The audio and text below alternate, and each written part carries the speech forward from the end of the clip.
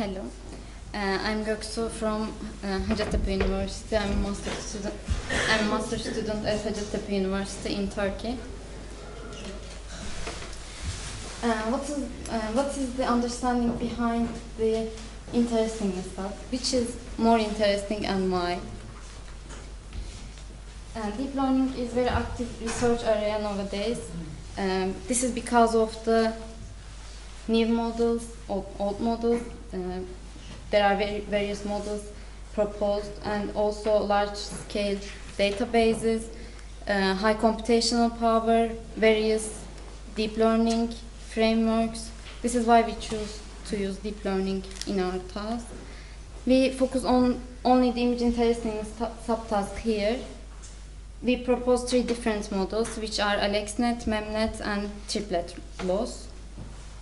This is the overview of our task.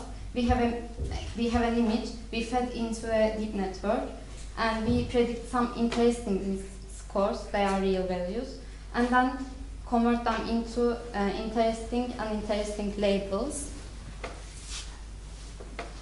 As many of you know, we use AlexNet, and which is a network, deep network for object classification. It's trained on ImageNet dataset. It has 5 convolutional layers and 3 fully connected layers. But this model doesn't fit our problem properly, so we changed the loss layer with Euclidean loss to make it predictions real valued. Then fine-tuned, actually it's not fine-tuned, we retrained the last fully connected layer, which is FC8, through 2000 epochs. This is our first network. The second network is MemNet. In here, this is a work understanding and predicting image memorability at a large scale. They predict memorability scores for images. In here, we look for some correlation between memorability and interestingness. They seem similar, but they are not identical concepts. MemNet also used similar architecture with AlexNet. We trained all fully connected layers in this case, differently from the previous one. And also, we didn't need to change the loss layer because it directly fits our problem. We train it to 3000 epochs. Then it is our last network that we tried on the task.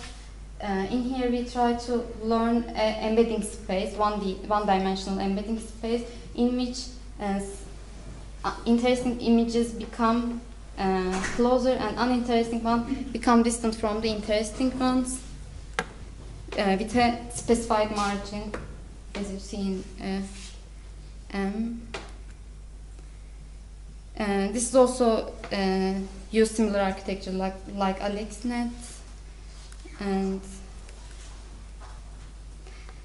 that's why we only find some real valued interestingness scores, but we need to change them into class labels. To do that, we look at the data distribution of confidence values for interesting and uninteresting phrase. First, we look at the overall training data and on a video base. Because of the overlap in the first case, we didn't use a global threshold overall training data. We use a video-based threshold. We use the statistics on the data set to choose which threshold we're going to use.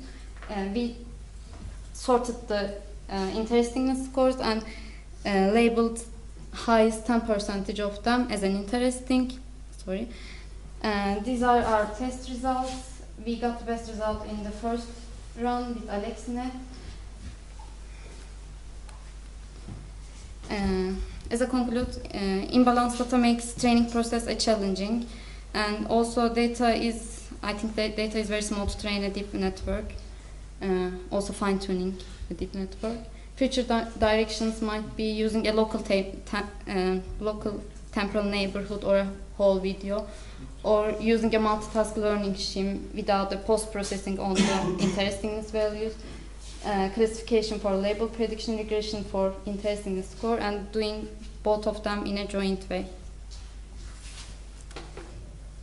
Thank you. Thank you.